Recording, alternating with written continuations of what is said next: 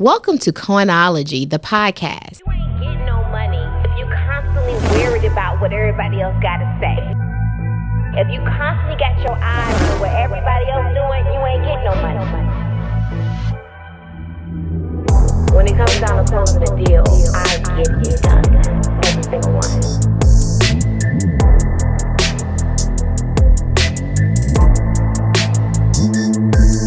I'm the certified deal closer. Welcome to Coinology, the podcast. Hey, and welcome to another episode of Coinology. I am so excited to be sitting next to none other than media mogul, Michelle Taylor-Willis. Welcome. Hi. Welcome. Thank you. Okay, now this is strange for you. You're used to always being in my Where you are. right? Yeah, and I'm yeah. always usually over there BTS. Directing. That's right. And watching and so forth. Don't say that. That's cut it right there, right? But you know, one of the things I noticed, Michelle, with all of the different properties that you have, is that there's a story behind that, right? Oh, yeah.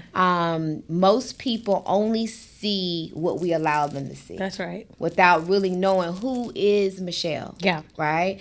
So today on Coinology, we're going to delve a little bit deeper Let's dive. to find out who is behind the bubbly, happy spirit, always happy-go-lucky, never meets a stranger, So funny. always happy, jovial, many ideas from left to right. That's true. We're going to talk about that today. We're going to bring it all in. Yeah. Okay? So Michelle, tell me a little bit about you. Where are you from? Jacksonville, Florida. Duval. You're looking at me like you had no idea. I have no idea. Yes, they make them like this Okay. in Duval County. Okay, Yeah. Duval County. Only child. No, so this is interesting, which people don't know. So I have two sisters. One of them is deceased from my mom's second marriage. Okay. And from my first marriage, I have two brothers. Your mom's first marriage. My mom's, Okay. yeah. And did I say my first marriage? Yes. Look at me, telling all my business already. From my mom's first marriage to my dad, he had two sons. So I have two brothers that are older than me that are from my father. And then my mom remarried my stepdad, and then she had two more daughters. Okay. So I'm the oldest of the girls, and I'm the baby of the boys, which is kind of interesting as I think about it now, because I have this kind of like, I am literally two sides. I'm both sides of the coin. You know, most people are one side or the other. I am literally both sides of the coin. So you and I have something in common. I lost my brother in 2018. Oh, wow. Okay. So it's very difficult. How? Do you mind me asking? He died of liver failure. Yes. So as you know, that is a very hard way to watch somebody go. And he was my baby brother. So you're used to taking care of him. I'm used to taking care of him, and he's used to me always making it better and fixing it. And I remember, Michelle, that he looked at me one day in the hospital in his final days, and he looked at me and he said, "Ebony, am I going to be okay? And are you going to fix this?" He thought I was going to be able to fix it. Right, because that's what you do. You always fixed it for him. I always you fixed took care of him. How many years difference? 5. Got 5 it. years. So yeah, you were like, so I bet that had to break your heart, because It still breaks my heart. fix It was that. nothing I could do. I did everything. I mean, everything, to the point of going over and above the administration of the hospital, to this, to that, to da. And so how did you feel about that? How did you feel about not being able to fix it? I'm still dealing with that. Because I wanted to fix it for him, and I wanted to fix it for my parents. You're right. Because my parents, I'm the oldest, so my parents always looked at me as the fixer, the responsible one. That's right. And I felt like I was going to save the day for them and for him. And, you know, we have all these relationships and contacts, and I can call this one, and I called that one, I called this and that, and all across the country. and it was nothing I could do.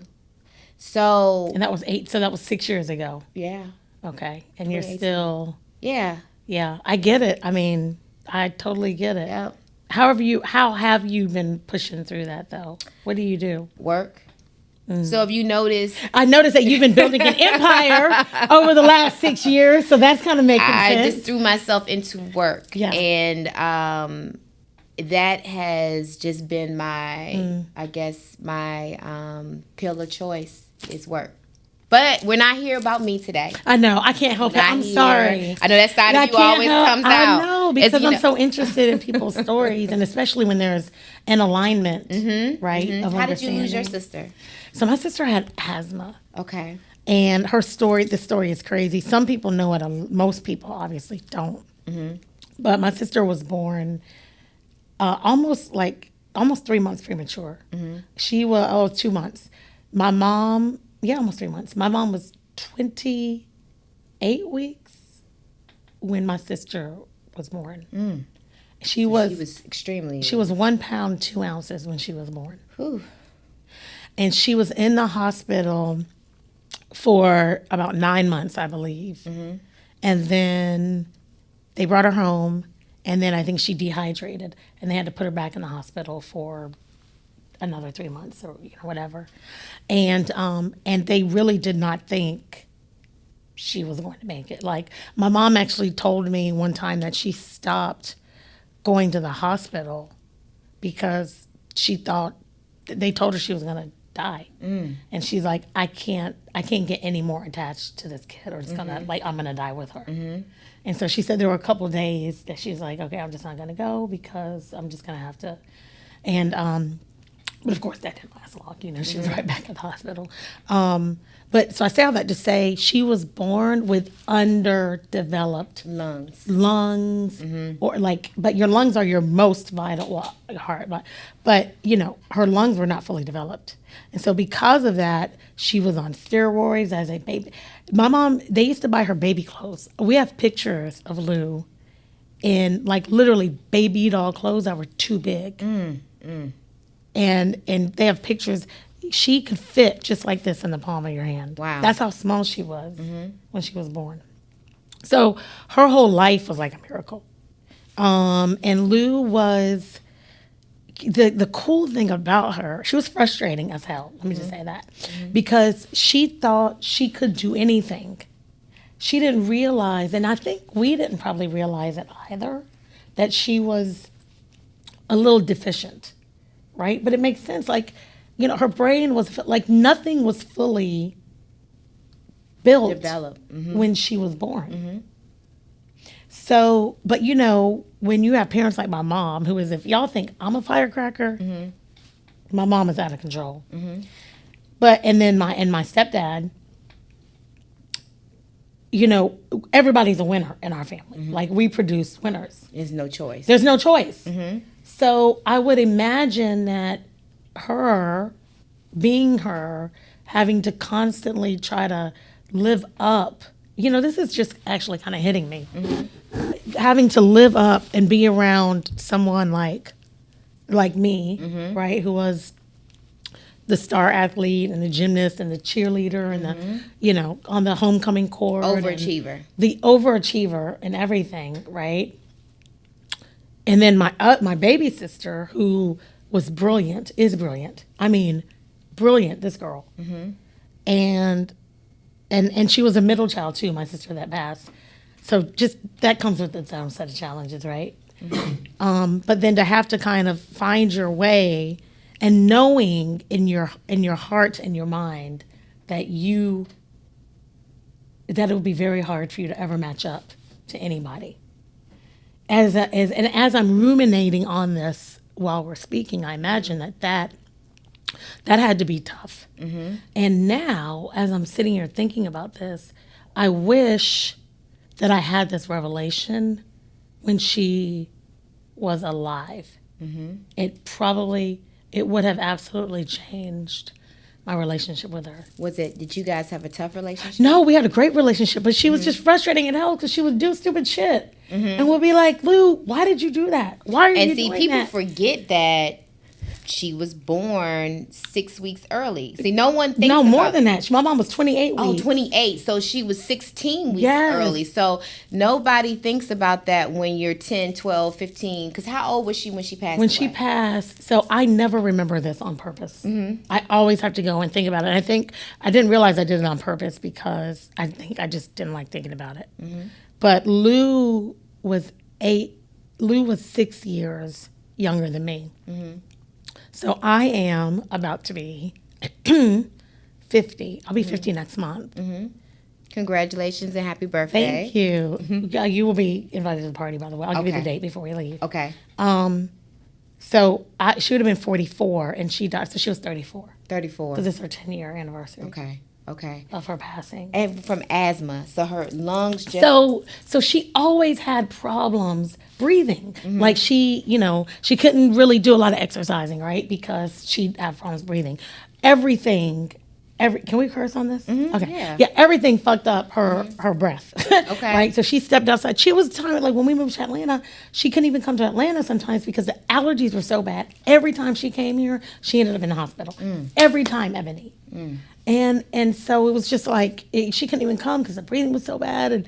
And sometimes we'd be like, oh, come on, Lou, like, get your inhaler and figure it out. You'll be fine. You know what I mean? But she really had a hard time. But then she would kind of put herself and kind of juxtapose herself in these situations where people who like smoked. Or we'd be like, why are you hanging out with people who smoke? You can't even walk outside if it's too cloudy. You know what I mean? Just making shit up, right? So what happened is she decided after I'm skipping through a lot of the story, but she decided at one point she wanted to go and live with our grandmother up in Minneapolis who smoked. I love Grandma Betty, but she smoked forever. Like she always smoked. So you're like, Lou, why did you choose? Lou, why would you want to go to but she wanted to go up there because a lot of our family's up there, and she's like, I'm gonna go and start a new life and be with my cousins and my grandma and all this stuff. And Grandma Betty was like, of course, come here and put her up, And so she went up there and she went to Thanksgiving dinner. She went to Thanksgiving dinner. So let's say she moved up there in like September. It wasn't a long time. She's going to Thanksgiving with my mom's side of the family, aunt and a couple cousins. And it was the day after Thanksgiving, and they were eating like leftovers, I think. Anyway, she had an asthma attack, and what would happen is that she would have an asthma attack, and she would wait too long to go and get her inhaler because she'd be like, I can fix this on my own. I just gotta, breathe through it, or take or she might not have she had a nebulizer as well. Like she had all the things. And so she was telling my cousins, hey, like, I can't breathe, I think. And they're like, oh, okay, you'll be fine. Just, get your inhaler. And she was like, I really can't breathe. And it got to the point to where she just fell out. And they were like, holy fuck, she can't breathe. But by the time they called, the ambulance and came, which wasn't abnormal. Like, we called the ambulance a few times, like I said, right? She always ended up in the hospital, all these things. She had been anoxic for like 12 minutes later. The doctors, they assumed that she had been anoxic for like 10 to 12 minutes. So she was in the hospital, and they tried everything to bring her back, cold therapy, cool the body down and then bring it back up and all these different things. And I actually went to Minneapolis, and I was there for weeks just at the hospital side. And, everybody, we were just trying to figure out if, she was ever going to come back from it. And the doctors were like, she's not going to come back, And you hear these stories, right? I see these stories sometimes even on Instagram, right? Where people have been out and then they wake up one day, it's just like 1 in a million. Well, did you guys have to make the decision Yes. to pull the plug? Yes, my mom did. Okay. Which was, a very tough decision. I mean, that's your baby. Yeah. You know what I mean? And somebody who, right? So I'm sure that there was all kinds of guilt. And it's just like all the things that are happening at that time. But yeah, it was pretty bad. So losing a sibling is extremely, It and is. especially when there's things that you wish you could have said or done. Sounds like you came from a very established family, mom, dad. Yeah, I mean, my mom was married to my dad, and then she got divorced, and then she got remarried to someone of whom I was not very fond, Okay, and that's no secret. And then and you did not like him because he was an asshole to who? You or mom or who? to my mom. He was kind of a jerk to me, but not really. He was really more of a jerk to my mom. And so, and then he was just a jerk. He was very arrogant, and he was. And one thing about my mom, now she can find some fine men. Okay, she always has really attractive men, but that doesn't mean anything. And so, but he was arrogant, and he knew everything, but he had great qualities, which I think probably some of that rubbed off on me. Right? He was very forward thinking. He knew how to be diligent in his push, right, for more and for being better. He was an entrepreneur at its foundation, and he had an entrepreneur mindset, right? So nothing's going to stop me. I'm going to figure it out. This is how we're going to, you know what I mean? Well, let me ask you this. Sometimes people tend to think, I've had this conversation before, Yeah. that entrepreneurs or extremely successful people tend to have a bit of narcissism or arrogance about them. Do you think that's the truth? Well, first, I think we have to get a real clinical diagnosis for the term narcissism. Because Right? I think people use that a little the term too much. is used now, I think, in a lot of, like gaslighting, right? I think, to be fair to the term, we should be clinical in thought, which we're not clinicians, but for how we, analogize, right? But I do think, yes, there is this tendency to be very headstrong, certainly some arrogance, sidelined with some confidence that can't be stopped.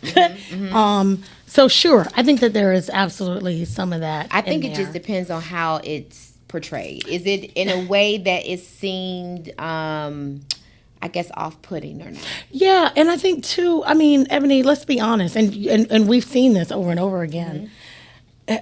You have to be, and if you're going to change the world, there has to be something a little off about you, right? A little crazy, a little.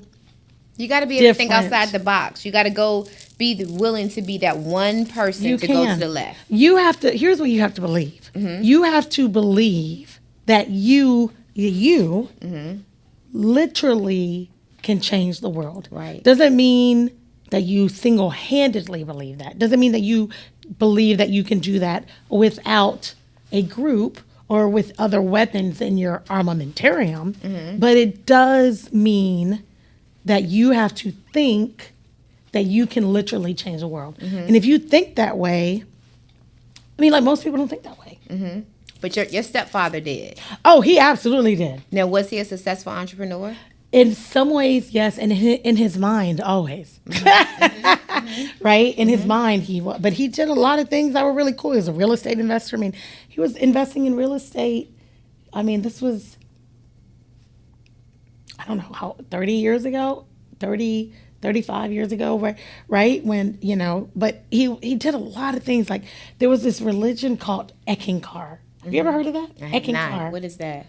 It's some kind of religion. Don't get me to lying, because there might still be some Eckankarites out there. I don't want no smoke. But I think it's like, based on like the truth and the light and the sun or something. It was like, Okay. But he used to do this thing called Eckankar, and he would like go to the beach. I grew up on the beach. He would go to the beach in the morning and meditate with the sun or something like that. Like when he and my mom got married, they got married on the beach at sunrise. And it wasn't because it was a cool thing to do. It was because there was something that was happening with the sun. The that sun or and something the like something. Yeah. Are they still married? No. So they've been. He's actually no. They divorced several years ago. Okay. And he actually died last year. Okay. Okay. Yeah, he died last year. All right. So Yeah. you did. So you went off. So you had a okay relationship with dad. Stepdad. My stepdad. No, I did Stepdad. not like him, and he knew I did not. He knew you didn't like him. Absolutely. I So- told him, I literally told him, and you know you can't get me talking. I literally told him he was a bad dad. I said, "You're a bad dad." And he was like, "Go get my belt." No, I'm just saying, he didn't say that. I don't remember what he said. I don't remember his reply. But yeah, I literally told him, and I told my mom, like, I don't like this guy. He's mean. Like, what are you doing? You know, but But do you think he was just trying to have order within the house? no, I think he probably was the clinical definition of narcissist. Okay. Yes. Okay. So then you go off to college, I did. right? Go off Yeah. to college. Yep. Typical college experience. I think so. You know, I was always popular in high school, so I kind of carried. I'm about to say, cheerleaders, pledge. Yeah. Okay. Yeah. All Well, I was cheerleader in high school. All right. Another funny story, which most people probably don't know. Nobody knows. I tried out for the University of Florida cheerleading squad, and if I'm not mistaken, they chose 10, and I think I was number 11. Oh. Which was like, I was so upset by that. Because I was like, and all my friends that were there came, you know, they were with me, waiting for me after tryouts and all. And they made it. No, they were just there to support me. Okay. Yeah. So they were like, I think, if I'm not mistaken, Tamika, you will have to tell me if this is accurate or not. I think Tamika and Tammy actually went and looked on the, on the list that they post. But yeah, I was like 11 or 12. Like, I was right there. You know what I mean? Which would have been great, which who knows, like if that had happened, that might have changed the trajectory of whatever I'm doing now. But anyway, typical college experience. Yeah, I mean, I had a good time. I went, I pledged. I screwed up, my first year, and, I had to go to school during the summer. And here's a fun fact about MTW. I hate school. Like, I do not like school. Okay. I have not gotten my MBA or like any advanced degrees because I'm just lazy. I don't want to do it. Like, I don't want to go back to school. I don't even want to live. Do you feel like you need to have a degree today? So here are my thoughts on college and degrees and all of these things. I think that college basically just proves that you can stick with something for 4 years. That just means I can make a commitment and I can follow through the commitment, which actually in today's day and age is quite a feat. Because so many people, doesn't matter the age. Well, I think it also depends on what you go to school for. That is true if you're going to school for basket weaving, right? But if you're going to school to be a doctor or an engineer, you have to have a certain level of... Well, certainly. Yeah. But those are all advanced degrees, right? Right. And if we're talking about just those 4 years, that undergrad degree, that just is basically the fundamental, hey, I did something, and I have a piece of paper to prove it. Well, biology. You can go to school. Biology is nothing to sneeze at. I think that certain people have a certain level of intellect. And everybody can't major in biology. That's right. I could not. Right? I'm not. Everybody's not great in calculus. That's me also. Right. It's certain things, and I want to say that, and I didn't go to school for those either. So I do give props to those, because those people were in the library all day, every day. And their brains work differently. It worked, and some of them though I look at now like, wow, but what are we, what are we doing now? What are we doing? Though? Yeah. I'm a teacher. I'm a biology teacher, which is great. Like, I think that's great. I don't want to take biology. I don't want to teach biology. I don't want to look at biology. The only biology I want is if it's something that relates to my body. Right. And like that's it. And do those things actually matter now? I guess knowing how to, I don't know. But anyway. And let me just say because I'm thinking, the reason I said teacher, because I'm like, I don't know what else you do with a biology degree. Well, I would but think I'm sure you can there's work at a lab. Or maybe CDC. CDC, you can work at the there's lab. that. But I do want to say that I think the number one most important job outside of being a parent is being a teacher, and teachers don't get paid enough money. And I wish we had more money to pay all the teachers, because I speak to kids and I go into these schools, and these teachers have, they can't buy, they don't have enough supplies. They don't have, like, something is wrong in our society where we can't support our teachers. It's so really, I just want to say that. I don't want to say a lot of it comes from the fact of the parents just don't have a grip over these kids anymore. So usually when these teachers are going into their jobs, they're going into war zones. Yeah. It's not the way I can't say it wasn't the way it was when we were going to school, because I think that's when the war zone period started. Yeah, but teachers had we had a different level of respect for teachers, right? Like, and to your point, our parents. Because my mom would tell the teachers, and I just was at open houses last week. I was at everybody's open house. And I told the teachers, if you have any problems, you can call me. I mean, this is a senior, a junior, and an 8th grader. If you have any problems, you can call me. My mom used to tell the teachers that. And so the teachers would be like, Michelle, do I need to call your mom? Now, the kids will be like, you can call my mama. I don't care about you, call her. Like, call it. She at work. She can't get off work.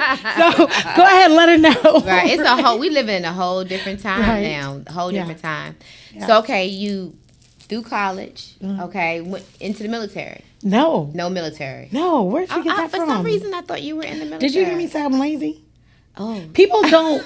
So here's something that people can't get. Like, I love to work. Remember I said on both sides of the coin? I love to work, and I don't like to work. Okay. I love to work, and I don't like to work. So so let's talk about that then, because you now own how many businesses? So really, I really only own, okay. So 1, 2, 3, 4, 5. Okay, so I own 5, either wholly or in partnership with someone. But I tell people all the time, because I know people look on Instagram or LinkedIn, and they're just like, oh my God, you have so many businesses, you do so much stuff. And I'm like, I know it looks that way, but it's really very siloed. It's siloed, but interwoven. Remember I said both sides of the coin, right? So I build businesses that basically can feed off of each other, so that it creates this circular network of my own businesses, right? And whenever I feel like I'm paying somebody else, or having to contract another company that's doing so much of what I have to do, then I go on, I learn it, and then hire and create the company, right? I did that a lot when I was in the medical space. So, and then other things are just they're partnerships with someone else, right? Where I'm either a majority or a minority partner. I think that a lot of us sleep on the partnership piece. Oh yeah. I think that most of us want to have 100% of nothing versus have. I'll take 20% of that 30 million. Right. Thank you. Right. Yeah. Because you own Soul Food. Soul Food Lifestyle Magazine. Okay. Which falls under Ganyo Media. Ganyo Media is the entire umbrella kind of media company. And then I just started the MTW Foundation, which I'm very excited about. That just happened in the last few months. And then I have another nonprofit in partnership with Sheila Mance, which is called Shimmy. And that is how we do all of the Taste of Soul Foods and the Soul Food Legends Ball, all the stuff that we do kind of in those 8 cities in South Fulton for the community. Which this is the first year that Fulton County partnered with us as well, so that's been amazing. And then we also have a for-profit, which we had before the nonprofit, and that's so we do some events and stuff like that out of there. And then I think those are all the businesses. So how is business today? Because today in 2024, I think in 2018, 2019, even 2020, I'm sure you probably were thriving. There was a lot of money that was flowing around, the pandemic money. But even in that, like in that pandemic money, I didn't get, let me tell you something. Something about the government and money in the same sentence makes me real nervous. So you didn't touch any of it? I got like one of the, what was the one that was like everybody got it and you didn't apply for it and it was like 1,000 or 2,000 per employee. I got like less than $10,000. Okay. Or something. Like Okay. I didn't get, people were getting like the 200,000 and And some people just checking in right now at the feds. I guess. Actually, some of them are now being released. They served their time. Yeah, see, all of that makes me really nervous, even like on the nonprofit stuff, right? Like, because I know so many people who I know or know of. So many people that think they're smarter than the system, And it's never the right? case. And I don't ever, like, I am not smarter than the system. If I fuck something up, it's because I just fucked up and I was like, oh shit, maybe I wasn't paying attention or maybe, but it's not because I'm trying to be smarter than the system because I have no desire to be smarter than the system. So when that pandemic money started floating, I was like, all right, I'm gonna get this shit that like is, it makes, this is like, I know I can get this and it makes, and you it's qualify and I for it. qualified for it. Qualify. I qualified for it and that's it. And that's all it was. And everybody was like, Michelle, you got this thing, you should be getting. I was like, I'm just gonna roll with this little magazine. Do you know anybody that actually served time that actually was complete? I might like no. Or know of? I have heard of some people. Okay. So you heard of some people.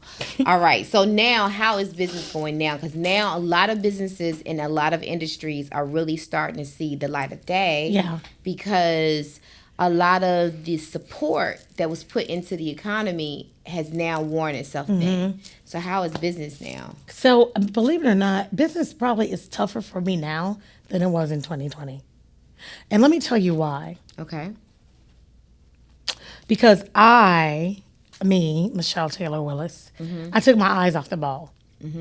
Now, what I mean, see, and this is why I post about this sometimes too, because I like people to see both sides of the coin. That's right. Right? Because this, like, ownership and building business and scaling or not, is not for the faint of heart. Like, there are days when this is not fun. Like, it's not. And I have said on several occasions, I'm not doing that anymore. Whatever CEO reached out to me last year and was like, hey, come work for me and I'll give you this huge cush job in the corner office and I'll pay you whatever you want. And you call them back. Call them back. I'm going to do that. But then I wake up the next morning and I'm like. But let's be real about this though, Michelle. Entrepreneurship is not for everybody. It's not. I think we live in a time that has told everybody, be your own boss. Boss, boss, boss, boss. Boss, boss, boss, boss. Yeah. And the reality of it is there's so much more than being able to get up when you want to get up, go to bed when you want to go All to of bed. that is stupid. Right. It's all not stupid. for everybody. It is not for everybody. And if you are not, this just like I tell people, I don't hire people that I have to motivate. I hire motivated people. Right? And I have interns that we've brought in, that we've made employees. I have interns that we've worked with, people that I've hired. And the whole thing is you have to want to be good with or without me. If you want to be the best when MTW is nowhere around you, then we can talk. Because that's your mindset. I'm going to be something. I'm going to be great. I just don't know what it is. And that's okay. I can't teach loyalty. I can't teach you to be motivated. I can't teach you to be diligent and to have a strong mindset. I can't teach those things. So why is business so hard now? Why do you Because, one, I think I know that personally, I've been dealing with some stuff over the last couple of years, and so I've been focused on things that are all great. Like, so let me back up. When I say business is bad, or not bad, it's tougher, it just means that the things I really would like to be more developed are not. There are things that have been very well developed, like the foundation and the and Shimmy, right, with the community festivals we're doing and all those things. But like, I'd like for the magazine to be doing a little bit better, right? I'd like for the media company to be doing, and those are the things that really on which I should have been focused. That were doing fine during COVID. That I could have just kept on the trajectory. Why are you still filming right now? You took some time off? According to Michelle? Yes. So according to Michelle's on hiatus, and that's really because it takes funding, and I'm not funding it. right? So, and what I mean by I'm not funding is that I'm no longer coming out of my pocket to do Right, it. you're So we winning. get sponsorships. That's how, I mean, in the last couple of seasons we had like Coke United was sponsor for us. We had, and paid partnerships, right? So we had all these things. And I just have not really gone after any of that stuff. Again, my eyes just not been on the ball. Let me ask you this: how many kids do you have, Michelle? 4, You have 4 kids. I do. Right. Married married, going through a separation, but married nonetheless right now. right Yep. now. So you're married, 4 kids, 5 businesses. Something is going to take a hit. Fall somewhere, through the right? absolutely. It's only Which is so why it's great to have partners in business. partners in business. If you were able to look at life and do it over again, would you do the 5 businesses? Would you do the 4 children? Would you do the marriage? I would likely have done everything the exact same way. What I would have done differently is how I managed and maneuvered through that, right? So, like, both sides of the coin. I'm highly focused. Like, when I'm laser focused on something, you can't touch me. There is no way nobody's going to be better at what I do when I'm laser focused. When you're laser focused. When I'm off, it's a free for all. Well, but let's go back to this though, because one of the Right. things you mentioned is that you're going through a separation. Do you attribute any of your separation to your focus at work? You mean being so focused at work? So that focused the- at the work. marriage Some got of the neglected? challenges we have as entrepreneurial women is, Yeah. are we really putting the focus into our homes? Yeah, so kind of, sort of, like I can own some of that, Okay. yes. And I actually think this would be a really good question for my husband. Kind of, sort of, but not, I don't think that was the impetus, right? Maybe event like later on, but not, I mean, one of the things, and my husband always said this, and so that's where I got it from, but was that like home was always taken care of, right? Like, I cook probably 4 to 5 nights a week. Oh wow. I mean, from scratch. I bake from scratch. I take care of home. We lived by the motto, God, husband, kids, and then everything else. So that worked very well Until I don't have an answer for that question. I'm still figuring that out myself. So, it sounds like to me, Michelle, that you're going back to the perfection of overachiever, because you said you followed the rule book. But somewhere, something, do you think it was you guys grew apart? Do you think, what do you think what do you think is part of that? A lot of times we always think, oh, it's the finances, or it's infidelity, but No. it goes deeper than that. It does. Those are just symptoms. Yeah, they're manifestations. Yeah, of that what- but what the coreness of it all. Yeah, I think I really like, and we have discussions about this, right? But I think I think a lot of things are, when there's really a transparency and conversation, I think there's a lot of things that are not just maybe one person, but both people might have some culpability, right, in places. And so one thing happens with one person or one side of the marriage, and then that causes some things to happen on the other side, and kind of little gaps to break free. And I do think that some of that, I certainly own some of that, but I think there's some stuff holistically as a couple that we, and we have kind of talked through some of that. The fact I keep hearing you saying you guys are talking. Oh yeah. That's very good, because Oh no, we're great. I mean, our kids are very well aware of what's happening. I mean, we're in the same house. I mean, we're just, and here's the other thing that's interesting, in which everyone doesn't necessarily know my situation. But when it does come up, or because people see I don't wear my ring and I haven't for a little while, and I had like 4 rings on, so it's noticeable. I mean, like my followers sometimes are like, So when "Hey, did you where's your decide? ring?" Yeah, when did you decide to take your ring off? I mean, because I do remember your ring was very pronounced. Yeah. So what made you when did I did you take it off? say, let me slide this off and not put it back on? I don't know. It's only been maybe 6 or 7 months, maybe. Don't get me to lying, because I'll make some shit up. But I don't know. It hadn't been a year. I don't know if there was any moment. It had to be, Michelle. So to purposely take your ring off. Well, no, because sometimes I would, I didn't wear. I mean, I did wear it all the time. I'm trying You to think. made a conscious effort not to put it back on. See, I take my jewelry off every night. Yeah, and I used to do that. So there's a conscious effort that you made not to put it back on. I don't know when that was. I'm trying to think of what. I'd have to really kind of ruminate on that. I don't know. Something clicked.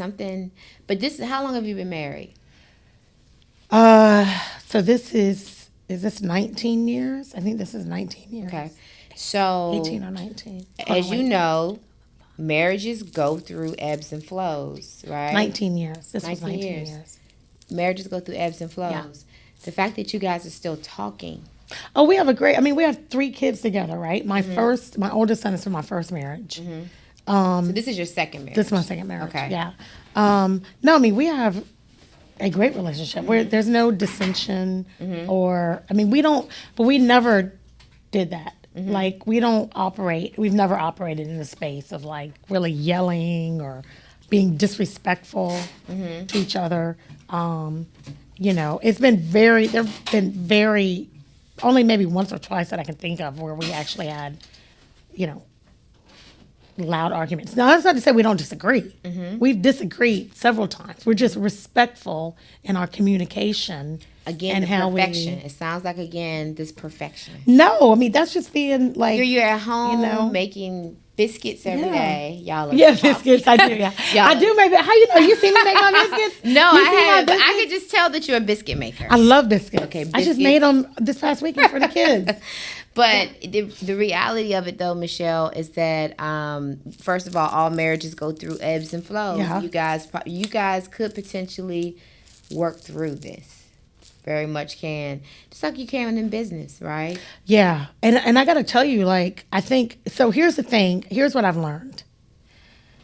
Because theoretically, again, you operate in silos, right? You have your business and you have your personal life, whatever your personal life is, right? Kids, friends, family, marriage, whatever.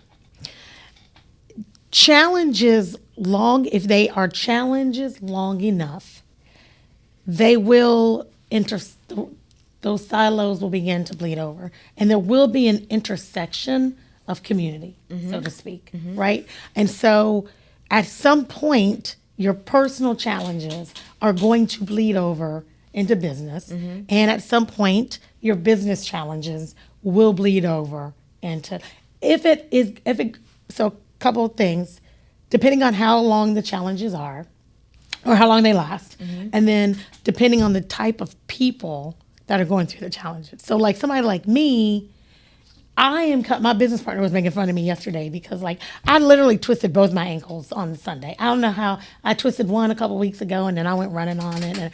But he's like, you're the kind of person that's like, you know what, you will have a black eye, your arm will be in a cast, you'll be limping down the street and be like, oh, I'm fine, I got it. Right? But let me ask you this, Michelle, let's think about that. Is that a protective layer? Are you not really dealing with something else? I don't know. My therapist says I do a good job of dealing with things. Really? But everything is a coping mechanism, right? So like, yeah, I know for me, like if I don't, and so this is the thing with business.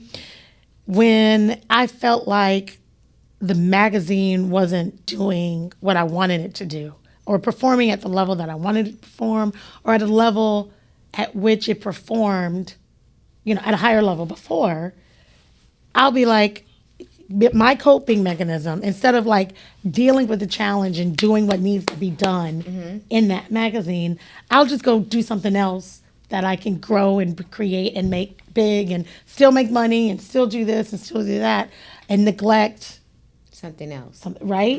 So that's a coping mechanism. That's that's how I deal. Just you pack it away. I just pack it away, especially if I know it can do okay on auto drive, right? So, do you think that's what you did to your marriage? No, You sure? absolutely. Because how you do certain things in certain parts of your life is how, How you do it. certain things, yeah. That no. Have you ever asked your husband that? We've had several conversations. So you've asked him, do you feel like I packed you away and let you go on auto drive? No, I asked him, do you think that, well, out of respect for him, I won't tell you exactly what I asked. But that conversation is one that we had. Okay. Yes. Because I think it's important. So I know what his thoughts are there. Okay. Because it's important that we as... Now, what I will tell you is, not to interrupt you, but to your point, there are elements of how I might move that could be right. But holistically speaking, no. Okay. Yeah. Okay. I hear your question. Yeah, and I think I hear this your question, too, but Michelle. yeah. I think we as business owners, alpha women, perfectionists. You think I'm an alpha woman? I'm just joking. I am. You know absolutely. what? But it's not. No, you're right, It's yeah. alpha women. Is that a bad word? No, No, right? no, I think it's just. I don't think so. I That's don't my think opinion. it's a bad word either. But I think some of the viewers out there would question whether or not they agree with that. Okay, 'Cause which a lot is of great, people, which is fine. right? Find fault on that. Yeah. Because what they do say a lot of times, Michelle, that alpha women end up alone. Most of them don't end up with the 4 children, the husband, baking biscuits every week. My biscuits are the bomb. Most of them may end up with their little dog or their cat. But I think that so again, let's describe what alpha means, right? If Okay. we're going to real. And I think that they're, again, both sides of the coin. People have to understand who they are, and they have to understand who they're with, and they have to understand how to exist and coexist. And so, as an alpha woman, one thing I am very good at is being self-aware. So I know, How do you know you're self-aware? because a couple things. One, I know where my challenges lie, and I know where my deficiencies are. I know where my insecurities are, and I recognize them, and I bring them out. And for me, I bring them out in front of my children. I bring them out in front of my employees and people with whom I work, my partners, so I can say, "Hey, listen, this is a tough thing for me. This is a tough thing for me. I know that I'm not good at this, and I know that this could cause challenges for you because I'm not good at this. So let's say, you knowing this, me knowing this, let's have some discussion around this so that my deficiencies don't screw up the whole game." Right? That's self-awareness. And across all different Avenues. avenues, right? Across all different avenues. And for me, I make this joke all the time where I say, like, look, I do like 3 things really well. I do 3 things really well, and that's it. Everything else, I'm no good at. So what are those 3 things? Oh, it changes every day. Okay. Today, the 3 things are, it's only 3 though. What are the 3 things today? Today, I'm great at being laser focused Okay. and knowing what 20% affects my 80%. Today, I'm also great at, man, it might just be one thing today. Today might just be one thing. One thing. What's next for you, Michelle? Have you already determined that? So the end game, when you say what's next, what do you mean? So what's next in life for you? Is it are you planning, or are you the type that you allow life to happen? Both sides of the coin, right? I allow life to happen, and I have a very strategic plan, right? I'm okay with pivots, but at the end of the day, here's what I know, and that's what I tell people all the time. Specifically, I don't know what's next. I have some ideas, in my head. Like I know that this foundation, I know that the magazine is in growth mode. So that magazine is about to really take off again. I know that the foundation that we started is about to be a game changer. Like these are things I know, right? So if you say what's next, like those things are coming next. Other than that, I don't know. But I know that my job on this earth is to change enough lives of people who are aware enough to know the difference between success and significance so that they can go out and produce and influence and affect more people that understand the same thing. That is how I will change the world. I know for a fact that when I leave this world, it will know I'm gone. Okay. And it will be changed because of me. Not because of what I've done, but because of the people that I've either believed in what I'm saying or doing, who have joined arms or forces with me, the people who are smarter than me that I have surrounded myself with and can push the agenda forward. So that's the thing I know for sure is that. And that's part of also soul food and everything else, because I'm sure you choose to highlight those that fall within those parameters. Highlight In your magazines or the folks that you choose to interview, those are the people that you want to permeate out into the atmosphere. Yeah. Absolutely. Yes, for sure. We're very intentional about the people. And let me say thanks to you, because you send us good people. You do. And you always have. Even before Coinology. But yes, we're very intentional in the magazine, who I interviewed on the radio, who I'd have on my TV show. Yeah, because that's the brand. Part of my brand is significance, excellence, doing things at a certain level, right? And so even if we're doing it on small scales, it's still got to be really good. That's right. Right? Could be, I have a $10,000 business, but it's going to be very well done, right? Or at least it'll look like it. And so you're right. All of those people they got to hold up the brand. And so we'll put people in the like people, we get pitched all the time, you know that. And it's like, all right, look, we got to look and make sure they fit the brand. Because at the end of the day, when you scrape it all away, it's Ebony behind it all. And when you scrape it all away, it's Michelle. Whether it's great, it's going to be me. If it sucks and if it's fucked up, it's going to be my fault, which is fine. It's fine, right? But you got to uphold the brand. Are there misses? Absolutely. Like nothing's perfect, as much as I might, But I think, to your point, I used to, like this perfection thing, I used to really strive for whatever I thought perfection was. And now really all I do is I just strive for significance. You know what I mean? I just strive to do what I said I came here to do. That's it.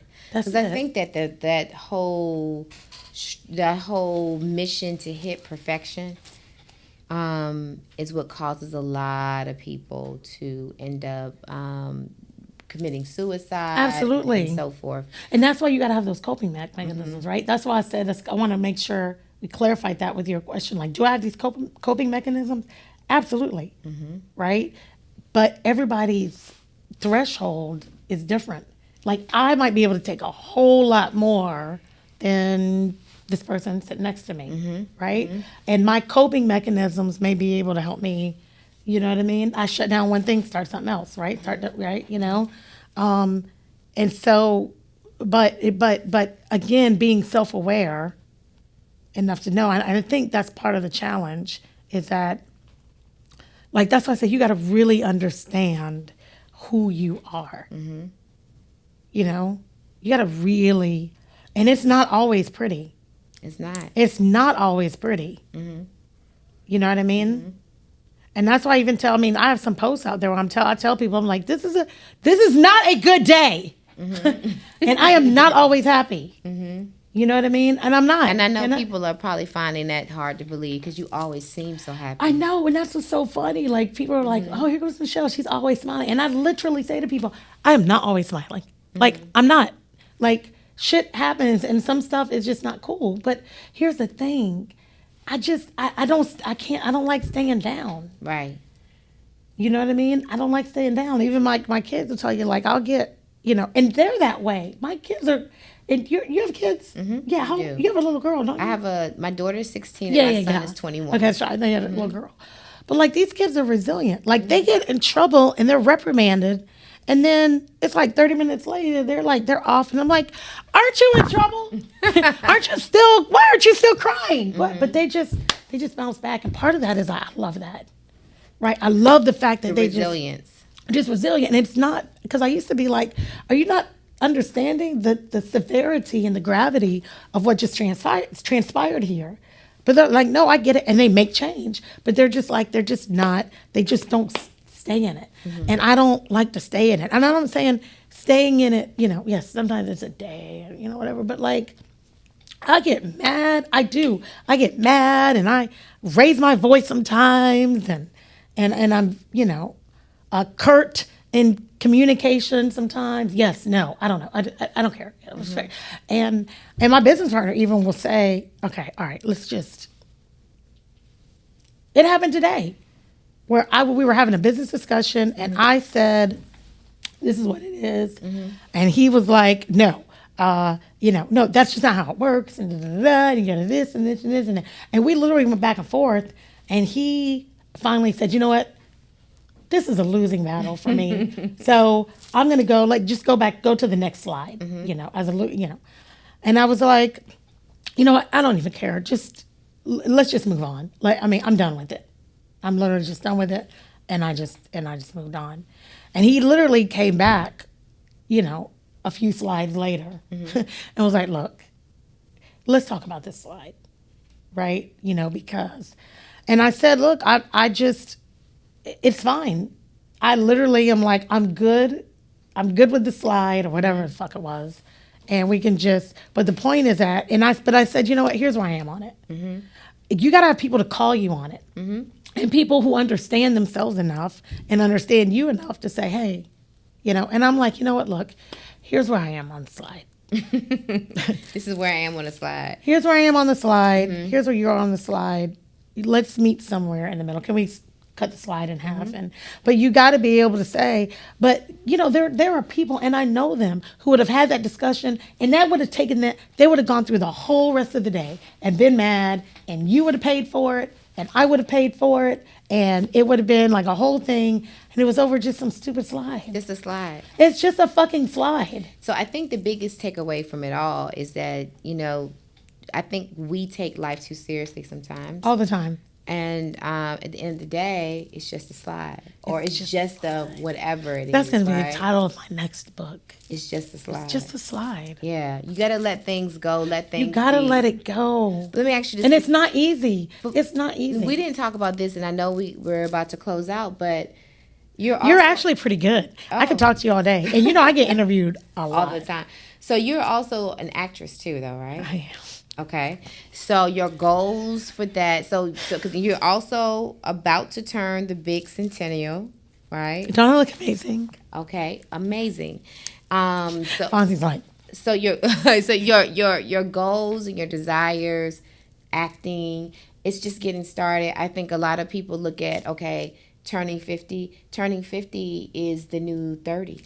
It's right. Crazy. When I was 20, I look at somebody like 50 and I'm like, you got one foot in the grave, my friend. Right, but most of them did have one foot in the grave. Right? Oh, sorry, little Mike. Yeah. Oh, my gosh, you're right. Yeah. And like you look at now, Gabrielle Union, Nia Long, Sanaa Lathan, just fab. They look amazing. Jada Pinkett. Crazy. Amazing. And my mom is 77 and she looks amazing.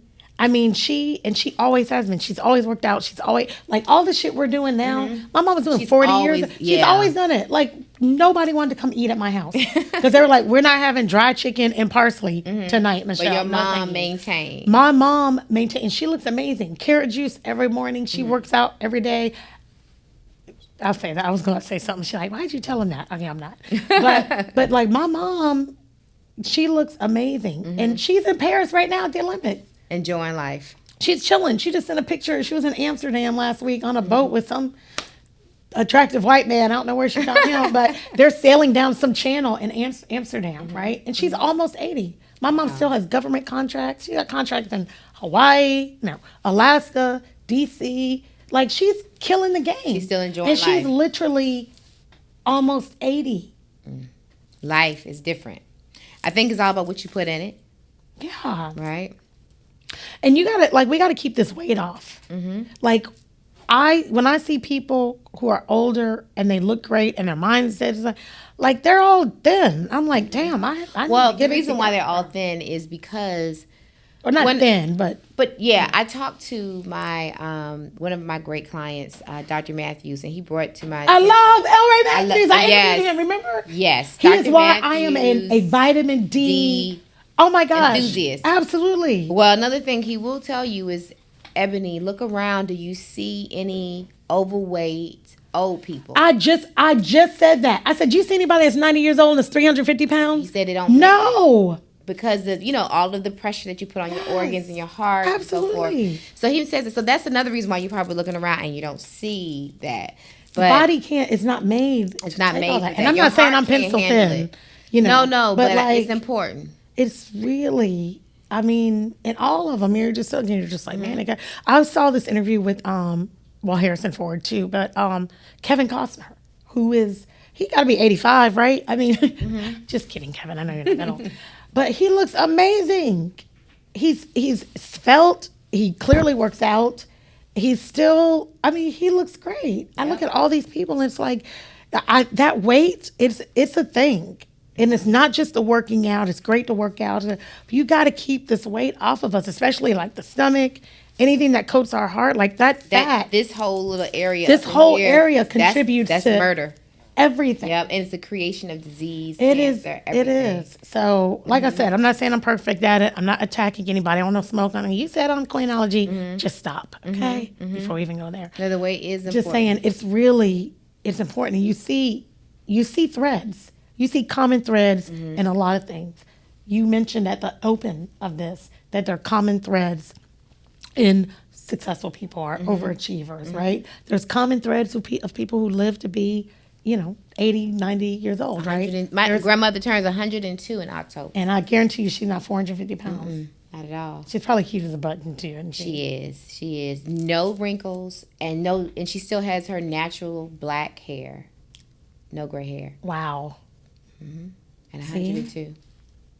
So there's got to be something to it. If we just, we just have to pay attention. If we pay attention to what everything is telling us, we just got to sit down and pay attention. And honestly, like I'm not always great at it, but when I am, I drink Dos Equis. Okay.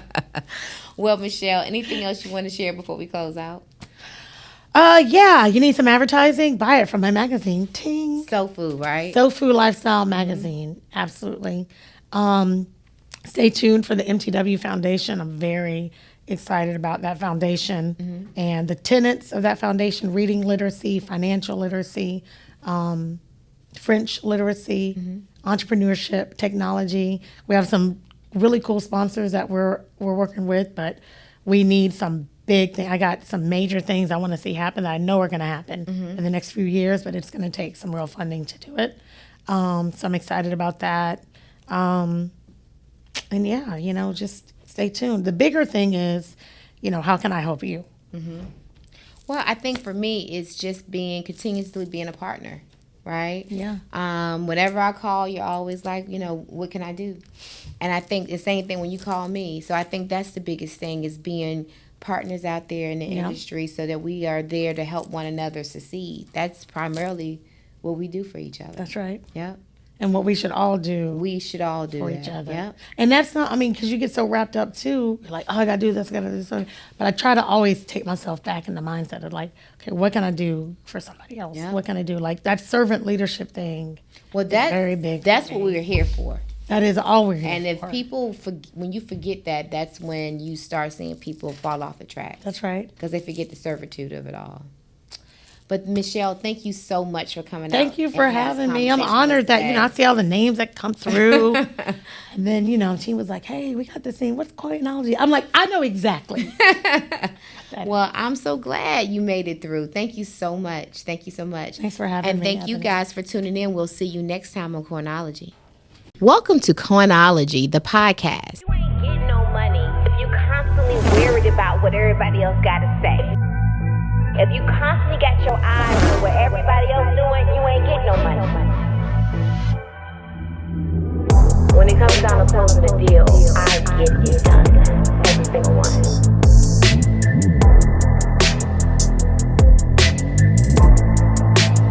I'm just certified deal closer. Welcome to Coinology, the podcast.